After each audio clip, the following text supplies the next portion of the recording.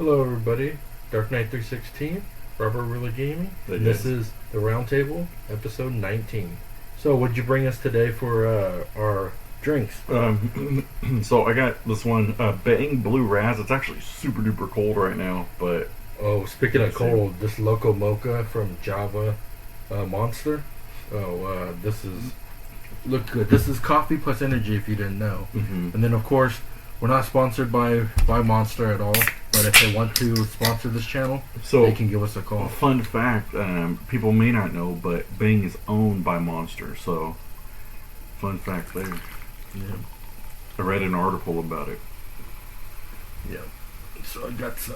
And this one smells good. I Oh, don't know so if you can what's see your mug look like? Oh, and I'm drinking it out of the. Look how right mug. old school that one looks. And then I wanted to go theme as well, so I went Batman. Oh, Dark Knight. Oh, that's nice and cold. That's super cool, but also, ended up I found myself a Assassin's Creed hat at Dollar Tree.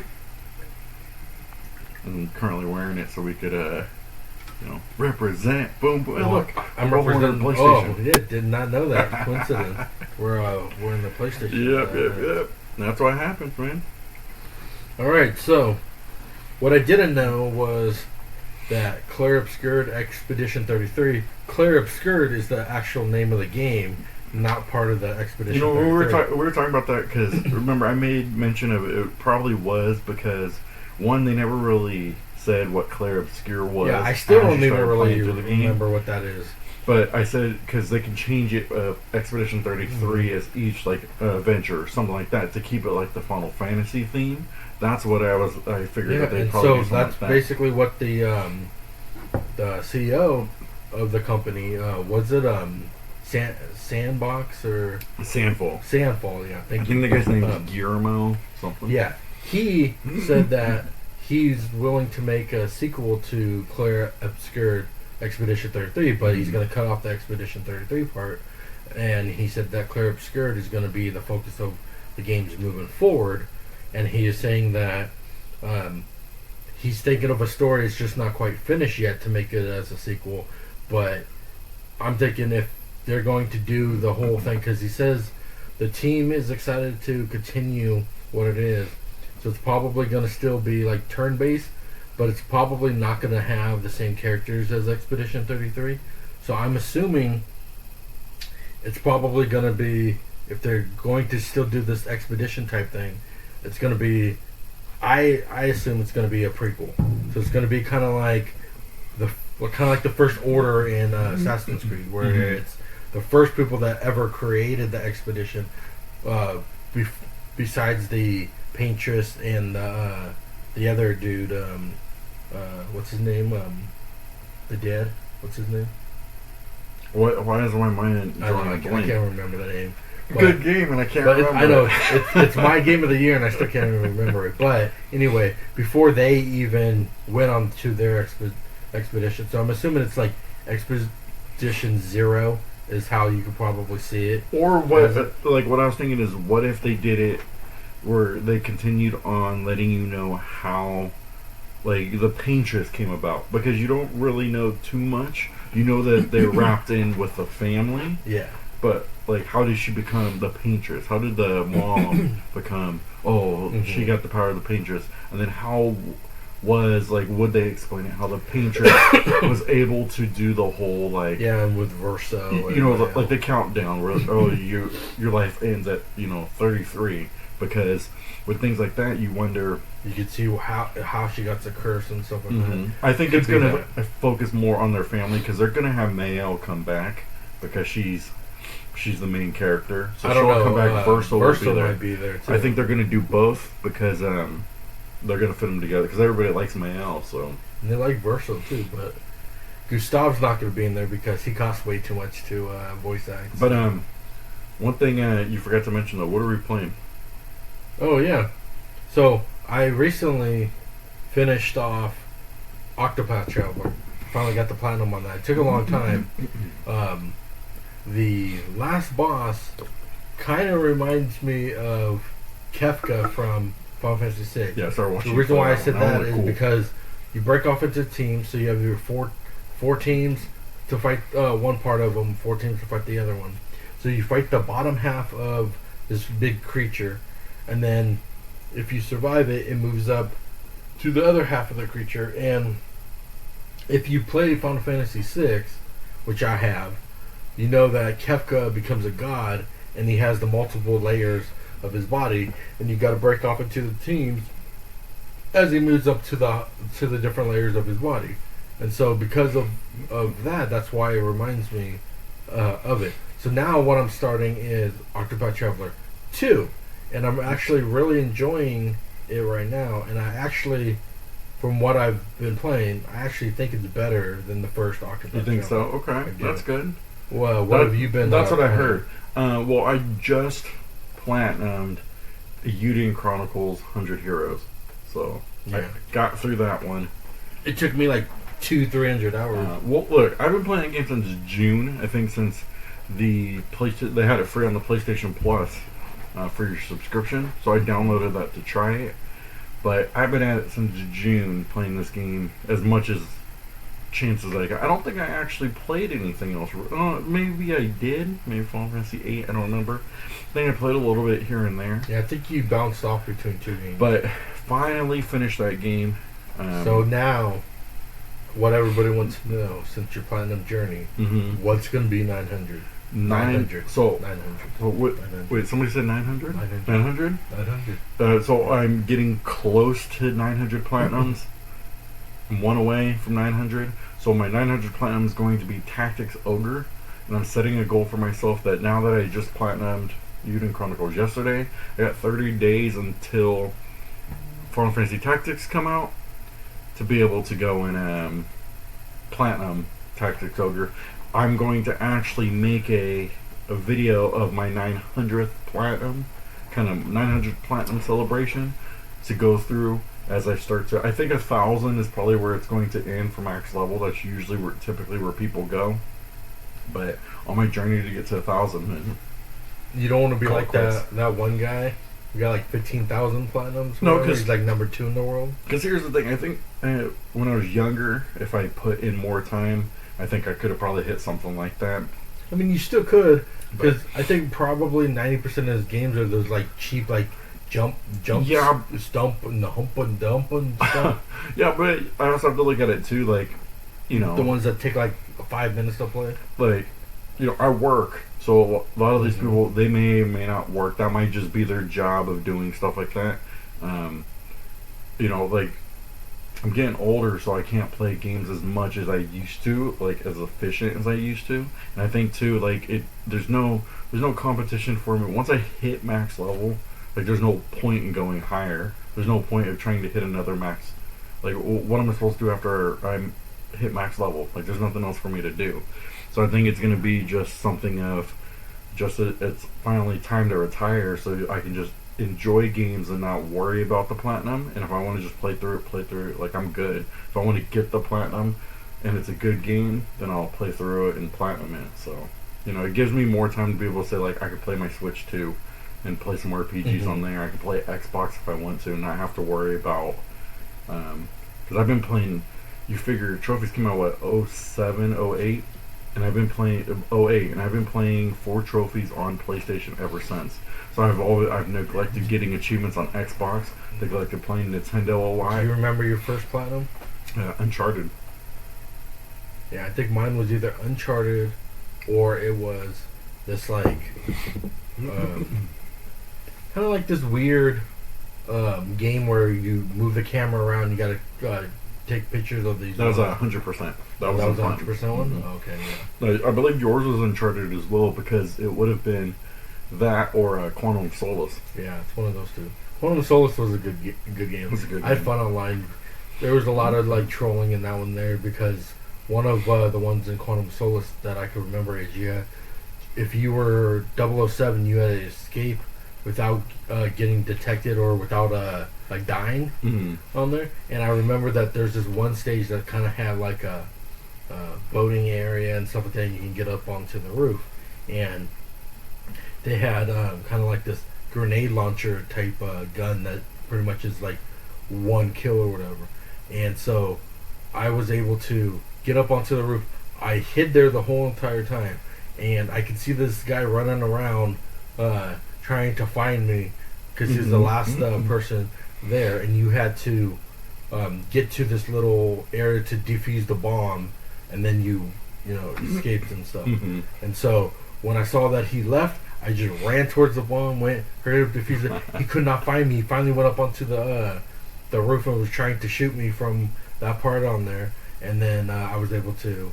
And that's where I think too. I think for me, trophy hunting at the PS3 era, I think was probably the best. That was peak.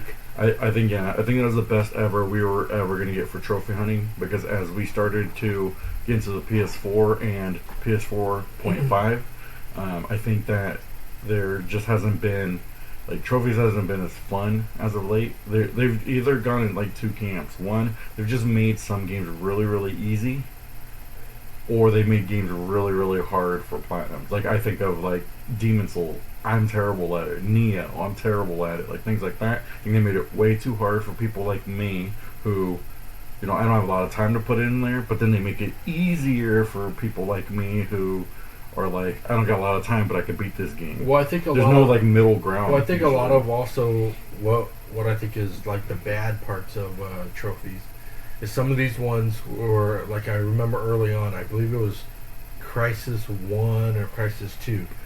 There was a trophy that they're like, play this game 6 months later, and then you'll get the trophy. And I'm like, what if you're not in business 6 months later? Like, who to say that? Like, now I'm never gonna get it. Or one where you have to play with the dev of the game, and then you'll get the trophy for it. Or play with somebody who has. Think of like Borderlands 1. Like, what if I didn't have the money to go get your game right when it comes out, and then it's like, and you're doing 20 years later, and nobody's playing that anymore. So I just discovered Borderlands. I wanted to go for the whole series. That's why I think that like trophies should either not have an online trophy component to it. They can still have online, but no trophies tied to it, or make it where if your servers go down, then these trophies end up becoming like DLCs. They need to do it like Mass Effect Andromeda. That was probably the best. You do either or. But like, if you're gonna play through single player, it's gonna be hard enough to go through single player. It might be easier to play multiplayer, because that's how I did it too. I did beat like the insanity mode. But I think that's gold. The best way to do the trophies is to be able to say, do the options. You can play solo if you want, and you like your solo games, you're good, or you can play online and get it done. And I think that's the best way they should do trophies. That's the best way that they should do it, because then if they shut down the server, you still have an option of getting that trophy. And that's where I think we're like, let's say you think of a game, I don't know, like, let's say, I don't know, I'm trying to think of a online, like a game that you could do, like, let's say, I don't know. Well, look at the old school Mass Effect 3. Mass Effect 3, you had to play online to get these rescue credits that would rescue the people. But the servers are no longer available anymore. So you really can't get your assets to go and get everybody to survive. But they fixed that when they did the remastered one that came out. But if you were still playing the Mass Effect 3, you wouldn't be able to do it because the online's not available. But my thing, like, what I'm thinking of is, like, let's say it was God of War, and then they had it tied to predominantly online, then I would say if it was like, okay, you could either get 1,000 kills online, or you have to get 5,000 kills solo if you want to get that God of War Ascension. That's online. But like what they did was, which still would not really work, but what they did was like, play one match online or dabble into it, and then you got the trophy. Uncharted 4, but if you did it years later and the servers aren't up, and you still can't dabble into it. So but I agree think that's that a good the Andromeda would be the best way of doing it, where if you have the single player component, make the single player harder to do it, and the online be easier, so that then if your servers do shut down because your game is like out for like 50 years or whatever, then like, think of Anthem for instance. That's a predominantly all online. I can't do anything. You can't do but anything. If you could have just make it where it's an offline portion, then I could play it. Yeah, like that's what every game should do if they're gonna have online. Yeah, they should make it where the trophies are two options of how to get it, because also it's like some people don't like like to play online. You know, they don't want to go and deal with like people online. So what they do is they just, you know, refuse to play. Like let's say like Call of Duty. Most people would rather just have the single player campaign, and not even dabble into multiplayer or zombies on there. But if you have that all tied to trophies and people want to get the trophies, then they're gonna have, you know, to play online, do the competitive stuff, and then do the zombies in order to get the platinum. Yeah, that's what I think. If they do like how you were saying, where they're like, oh, you know, finish 5 zombie matches in the top rank, or kill 20,000 enemies in single player. Because it makes it easier for people who want to play solo, and then for people who actually like playing online, that you could separate the two to be able to say, okay, I can do both of them then, and it should be fine, and things like that. So that's where I think they should be able to do, you know, something like that in games when you're looking at platinums. So yeah, because Andromeda, like like you said, that's the best way to do it.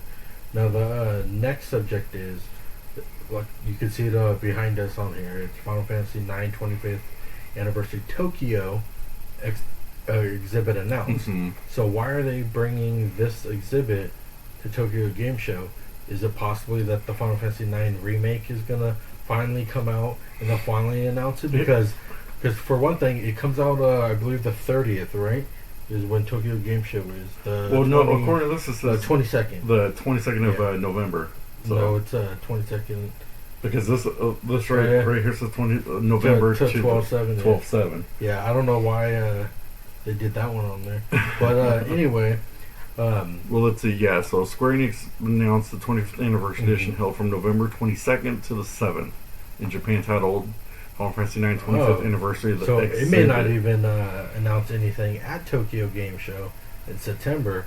It may wait until November 22nd, so that's why they show that. So maybe that's why it's not going to be there. Or maybe they'll say, tune into this event here for more thing. But I say it's probably a done deal that the remake is coming out, because Final Fantasy Tactics comes out at the end of the month. And once that's out, then they need to focus on something else. So I think Final Fantasy IX is going to be. That's where I'm thinking is. I think it's near completion. I think they're doing kind of like tune-ups to it, because the way I was looking at it when we started talking about it, when you started seeing these things, was they had a timeline of how they're going to get to Rebirth or Remake Part 3. So I think that they're going to get, because they have to get through Final Fantasy Tactics, and then let Tactics sell through at least 6 months. So I think you see Tactics now. They talk about the new Octopath that's coming out. That game, The Adventures of Elliot. So Square Enix is releasing smaller titles. As they're progressing, and then they're bigger titles. Then they're going to be big. But I think they're going to have, because like they just shadow dropped Triangle Strategy and things like that. So I think what's happening is, like, their big games, Final Fantasy Tactics, they're dropping smaller games in between, and then I think somewhere between March to June of next year, Final Fantasy IX comes out, and then that's going to push through until like next year, when 2027, when Remake Part 3 comes out. But you're going to start seeing smaller games come out of different things. So I think that's going to be that's the strategy that they're going to do. I think 9 is pretty much a done deal. I think they're just polishing up what they need to do to release it, because you got to think, if they said, oh, by the way, we're doing Final Fantasy 9, and then Final Fantasy Tactics sells, even though it's a great game, it might not be where they're going to want it, because they're already saying, oh, 9's coming out, and people are going to go, oh, well, I'm saving my money for that instead of buying Tactics.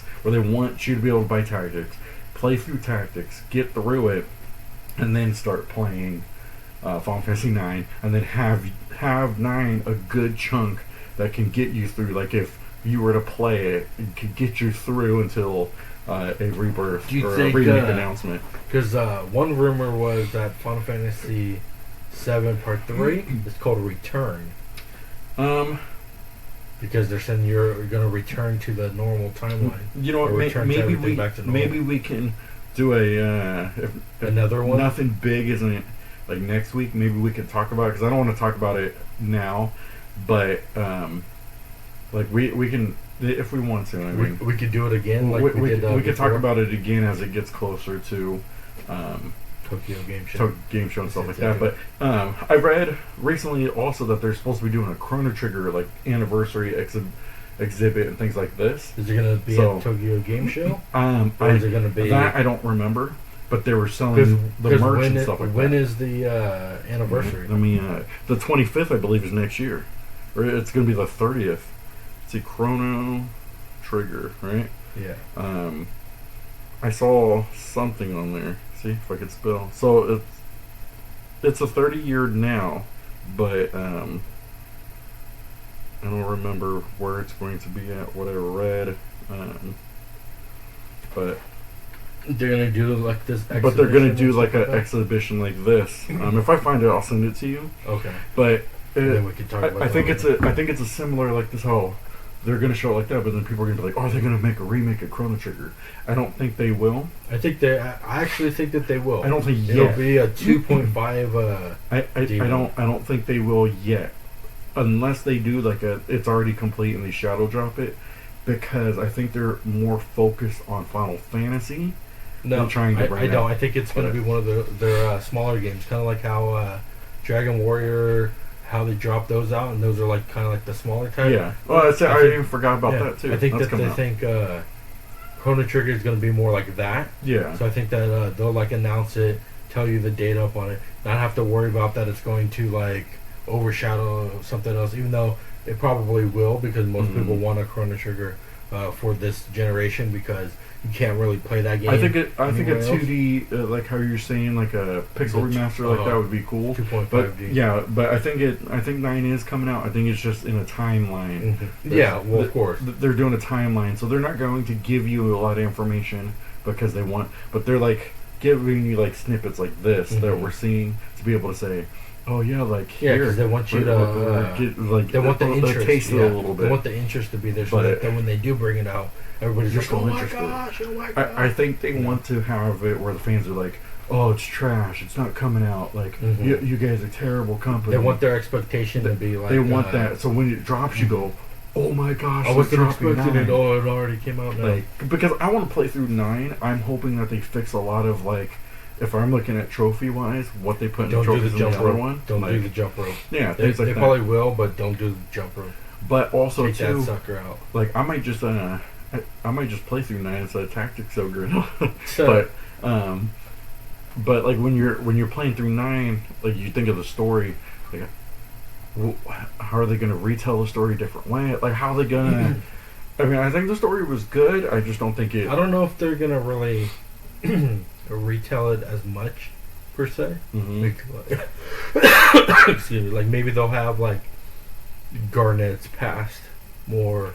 I just hope they don't get rid of like show it and stuff. The way that you build up like your abilities. I hope they don't get rid of that. I don't think that they will. I think it'll probably be like because I like that portion on there. But I think it would be interesting if they made it like the Pictos. Like you can just equip them like the Pictos. Yeah, I don't know. That would be interesting, but I hope they don't. Because I like. And then like you'll probably maybe get Beatrix on your team to actually like keep her on the team, not just like temporary on there. But the story beats. I don't think the story will change it as much. It'll probably have more backstory into it just to make it a longer game. But that's pretty much it that I can see that they're doing. But yeah. So our last story. I heard that the rumors of the PS6 coming out now. With the PS6, it's going to be like the Switch 2. There's not going to be a console version. They're saying that it's going to be a handheld that you dock. Okay. And then so you can take it around. So they said that when it's undock mode, it's equivalent to a PS5. And then when you're docking it, it's equivalent to a PS6. So, but they said that because of it's going to be dockable and undockable and portable, blah blah blah, like that. The rumors are it's going to be $7.99 and or plus on the price of that system.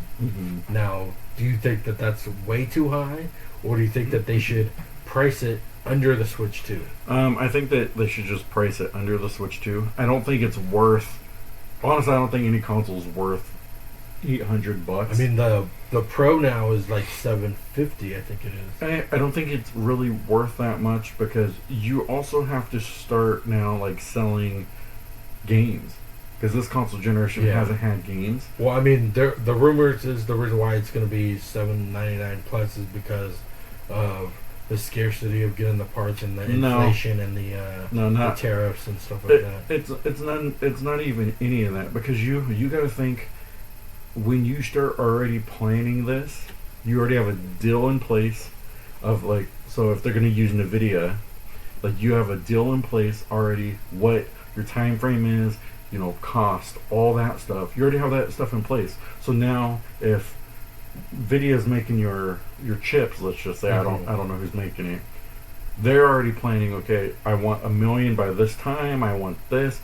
They're already planning to be able to get all that. So you think with the cost, and they're saying, like, let's say the system comes out in 2028, 2030. There could be a different tariff thing. It could be cheaper for at that time. So you mean to tell me then that you're saying it's going to cost $800 because of tariffs currently, when it hasn't been shipped out and it hasn't, the prices hasn't affected yet.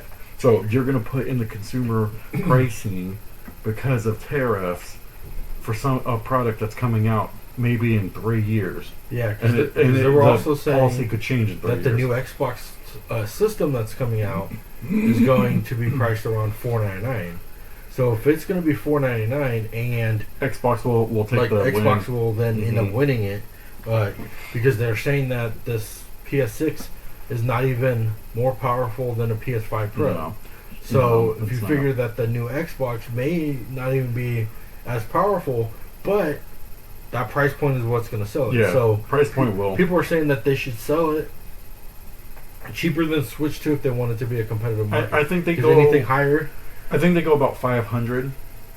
Well, because sell it at. Sony's idea is that they wanted to sell it like a Steam Deck or like that. What's it, the Rogue or whatever, that Xbox one that's coming out. Like that one is like $799, $899 for like the different models. So they want to be competitive in that one with like the Steam Deck and stuff. But you got to figure, what is your audience? Your audience are mostly wanting to do a home console. So what's your home console? Xbox is not a home console anymore. So Nintendo is. You see all the failures that Nintendo has done, because especially with the key cards and only downloadable stuff, so nothing physical. Yeah. I would think if I was Sony, I would be like, okay, well, here's what we're gonna do: all physical, no digital, that kind of stuff like that. We'll lower the price of it. Here's why. Here's why the PS1. Nintendo is so successful with having a handheld. Things like Pokemon. Sony doesn't have that. So I'm not going to want to take my handheld and be like, I can play God of War on the run. Like, I can play Pokemon and trade my Pokemon with everybody and do all this. Like, the type of games that Nintendo has is suitable for you to be able to bring with you. PlayStation isn't like that. Like, I can't be sitting in the back of the car, like, imagine, if I'm a kid again and I have my PS6 and I'm sitting in the back of the car trying to play Call of Duty while I'm on a road trip. Like, whereas with Pokemon, I could play with my little brother in the back seat and we could start. Are they going to do that failed phone service again with the system? And so then you get that's where I think Sony needs to look at demographic. Like, who's your demographic? Is your demographic going to be taking that handheld and being like, oh, sweet, I can take the handheld to go play because I travel a lot? Or is it like you have a lot of the working class who plays your system and they're not going to take it with them because they're the ones who are out there, working. They're the ones that when they have families, like they're driving around. Well, what are they buying if they're a PlayStation fan? They're buying Nintendos for their kids because their kids want to play Pokemon and stuff like that.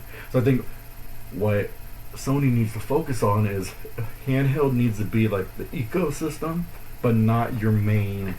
Because you think about like when like the Wii was out, you had the GBA, the DS, things like that, like part of the ecosystem that you had it with. It doesn't need to be. Well, now the Switch is the ecosystem of portable but the Switch, they ended up being able to make it like that because Nintendo's well known for making it like that.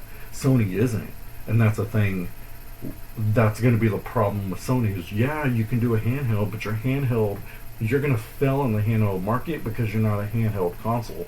And it would take you 10, 15 years to get your, like, to take a piece of that handheld market away from Nintendo, because Nintendo's been doing it so successfully the last, like, 20, 30 years. I think they could probably take a part of the market away from Nintendo, but their problem is like you said, is they're not a handheld company. They're not. So, if you were wanting to take part of the handheld market, you got to see what is the handheld that's making it successful, and then how can I adapt that? Because you want that thing where it's like that killer app, that killer whatever that makes it where, oh, I have to buy your system because it has that. Like Pokemon. It has nothing else up on it. Well, People Nintendo like doesn't Pokemon really own Pokemon. Yeah, but if Pokemon you figure was, like Mario Kart is basically, but they like have a deal. Like, how come Pokemon hasn't gone to Xbox? Like, so it's predominantly Nintendo, even though that Game Freak owns them, is not owned by Nintendo. but it's predominantly they have a relationship with Nintendo.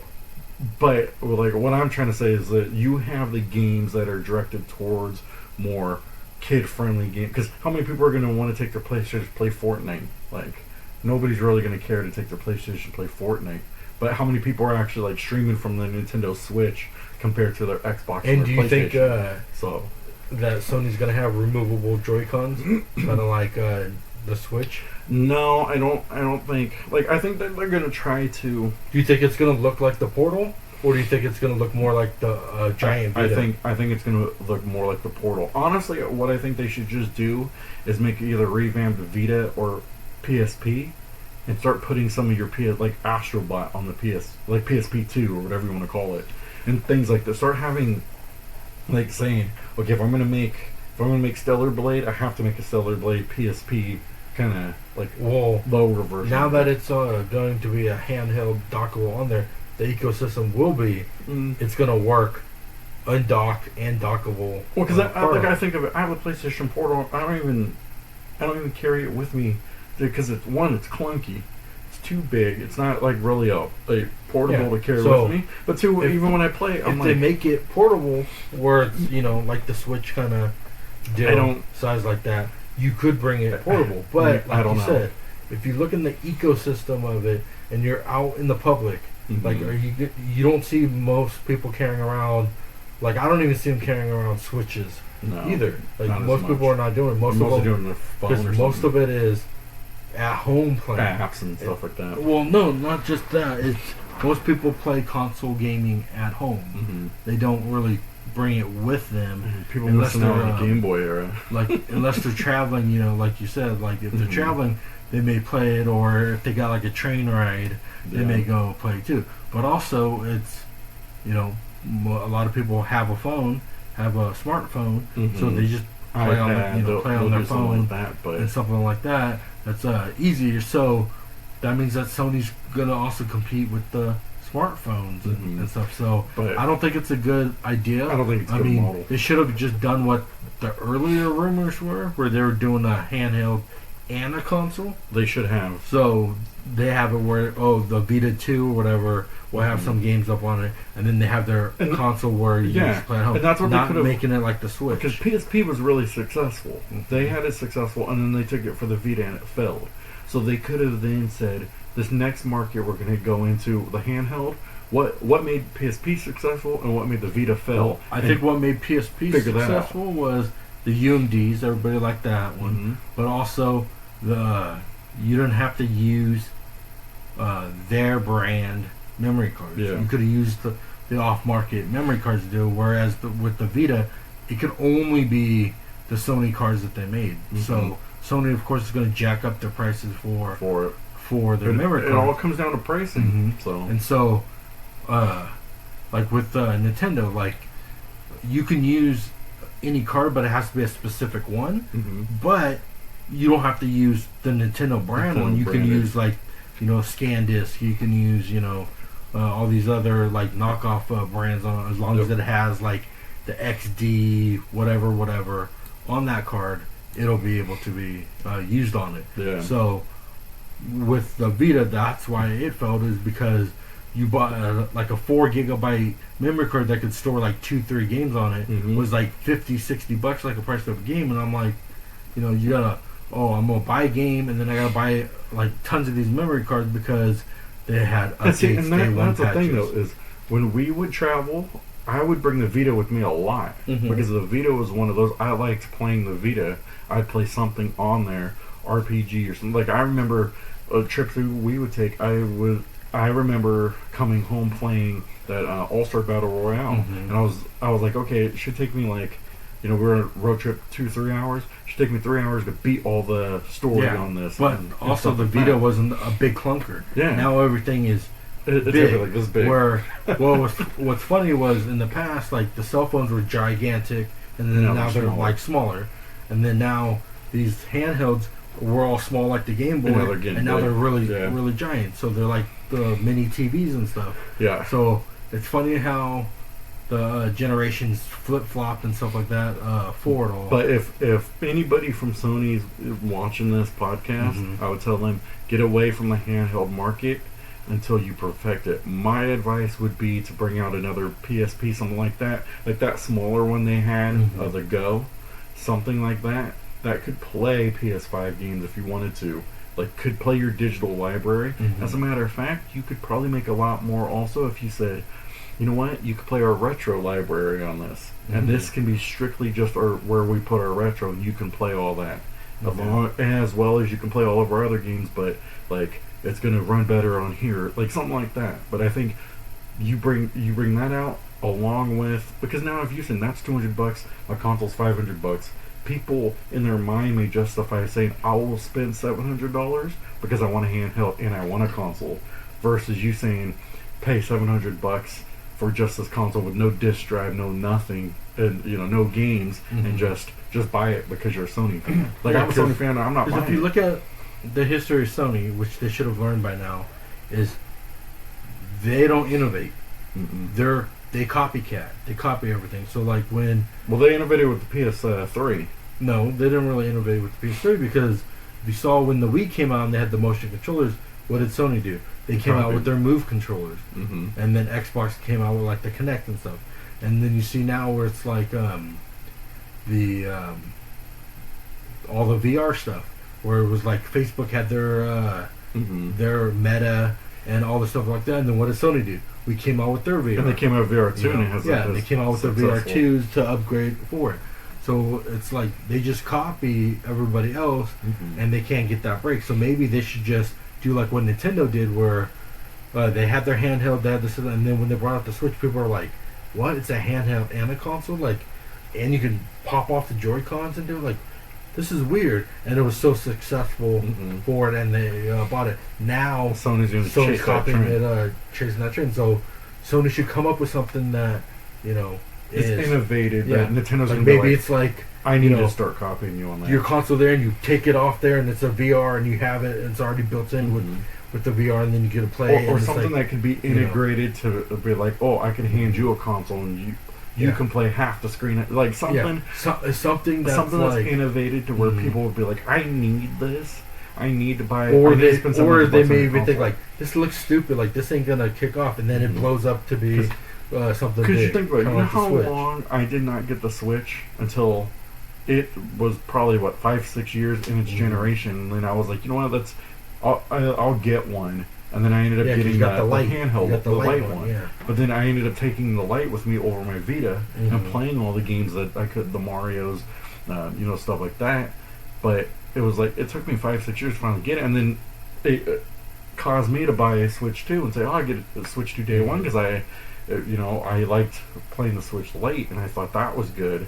And that's where you kind of want, like, the market for somebody who's predominantly Sony to be like, oh, the Switch, I put my Vita down, and I'm going to start playing this now. Whereas, what's going to cause me from putting my Switch down to stick completely everything within the ecosystem? I think that's what's hard, too, because sometimes I would just like to lay in bed and play PS5 on my handheld, but I don't want the big, clunky portal that I can be like, and then... I fall asleep when I roll on it, and I don't even look at me. I roll because I break it. Like, it didn't look like it would be like sturdy enough to not break because it has a screen with a controller attached to it. It looked like I could go, snapped off one of the controller and snap it in half. It looked flimsy. It didn't look like it would. I thought it would have been interesting if they had it like that, and then like it could click, and you could like cover the screen with your and it's like a controller. And then you could use that like I can take they made the DualSense bigger, and I can like snap it in and then take that DualSense and play it on my console, and then be like, oh yeah, that's so it's cool. like when you put it in here, it has like an iPad type screen here, and then I can close it, and then that one can generate me playing what I want to, and then if I want to take it, like how you could release the Joy-Cons, like kind of similar to something like that, where I hit the button, it can extend, and then I can play it handheld and extend it and touch screen and do whatever I want. Like I think that would be pretty cool. Yep. If you can innovate something like that to where now it's like I got a controller that's also a screen. Yep. Like Nintendo took risks and failed in a couple of consoles before they got it right. But look, Wii U failed, but that same concept is the Switch. The Virtual Boy failed because it was all red, giving people headaches and stuff like that. And then what did they do? They went and changed it up. But you think about how but they take risks. They did. Sony doesn't take risks. Yeah, you think about the Wii U though. People are like, nobody wants to play games on a tablet, and because iPads start taking steam. But then now they put in your mind, hey, you're gonna want to play my tablet version, but I call it the Switch. Oh look, removable Joy-Cons, and you're like, ooh, this looks pretty cool. So you don't have to like bring, because like right now you could play with the PS5 controller on your iPhone and do it like that. I don't have to bring the controller. Yeah, you don't have to bring it then with the Switch. Why can't I just snap switch off it, play like that? Why can't I just snap it in and put it in, and then boom, and I can pocket it? Like if I'm going to bring my controller, why can't my controller already have a screen that's already set up that I can already play? I mean, that would be kind of cool, is if like there's a built-in screen in the back of it, so you get your controller, you pop it, flip it, and you have the screen there, and you can go play it. Something like that. That would be cool. And then it's a portable PlayStation that I can bring with me. Sony also thinks that like everything has to be, like best looking graphics, best looking all this stuff there. Run at 60 frames per second, do all this kind of stuff like that, which you don't even really have to do. You don't need to. Look at the Pixel Remaster. Pixel Remaster sold a lot. And a lot of these 2.5D games like Octopath Traveler and all that. Put some makeup on it and it'll be good. Do good. As long as you have a good game on it, then I don't think the graphics really matter, because like Clair Expedition 33, like it wasn't the best looking one. There was like some clunky looking characters in there, and like ones where like they didn't look right and kind of do it. But the story was good, so you could bypass like this ugly character or like somebody with like the eyeball messed up or whatever, like that, because the story, you're like, okay, cool, the story is good on there. So like if they do bring out the Chrono Trigger remastered, don't make it a 3D remaster, make it the 2.5, make it like similar to how Secret of Mana was.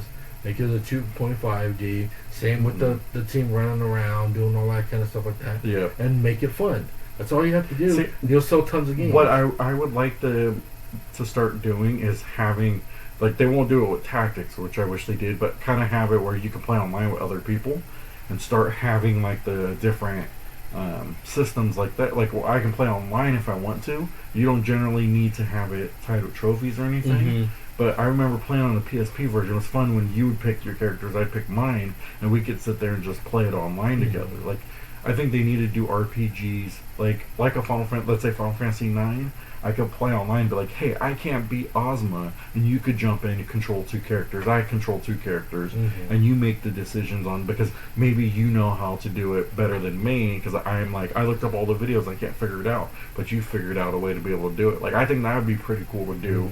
You know, especially like, I'm thinking tactics. Somebody comes online, you're playing, you're struggling to try to get the gear, and they bring the calculator and boom, boom, boom, take them all out, and you're like, or oh, I think wow, even more like competitive edge. You can have it where it's like, I built up this team of 6 characters here. I want to see how good they are compared to your 6 characters, and then you can do ranking systems and stuff like that, battling it for supremacy. Yep. So, but Well, we'll see. I mean, it's still a couple years away before anything of what it looks like, what it's announced for the PS6. So we'll probably continue to hear rumors and dev kits and stuff like that. Because I also heard that like it might be like the PS3 ecosystem where it's harder to start creating games and stuff for it. So if they go back to that, they're gonna lose. But, we'll see. But that's all the stories that we have for this week on this podcast on there. Let me know, like and subscribe to this podcast. Robert Wheeler Gaming has his roundup. You remember my name. He has his roundup that he does every week. He has his collection. I got collection videos on my channel. News. I'm trying a little bit of things here and there, but generally news channel each week. Maybe once a month I'll do a collection video. It just depends on what I can figure out. You like gaming, but you also like sports, we're starting a sports podcast this week. That's wrestling and football. So this time we're going to be focusing more on football because football season's starting. So we're going to have our picks and stuff. So if you're interested in that, it's called Tackles and Takedowns. So go ahead and look on that. Do the search in the YouTube. And we'll put it in the description as well. So click up on it. Definitely take a look. Subscribe. Like it. Share. Get all the notifications. Turn on your notifications. Tell your friends. Don't forget to tell your friends. Tout it. Move it to the top of the. Do whatever you can. We're going to be able to talk. We're going to talk football. Maybe smell what The Rock was cooking, and then tell the friends like, hey. This podcast smelled what The Rock was cooking, and now is talking about and if football. they don't like him, call him jabroni. So, yeah, it's all good. We'll break the glass because Stone Cold came in, But you know what? That's the bottom line. Because Dark Knight said so. So yeah. So thank you for sticking to the end. To the end, yeah, exactly. So, like always, though, they never stop gaming. Thank you guys so much. God bless you guys, and remember, keep gaming. Yeah.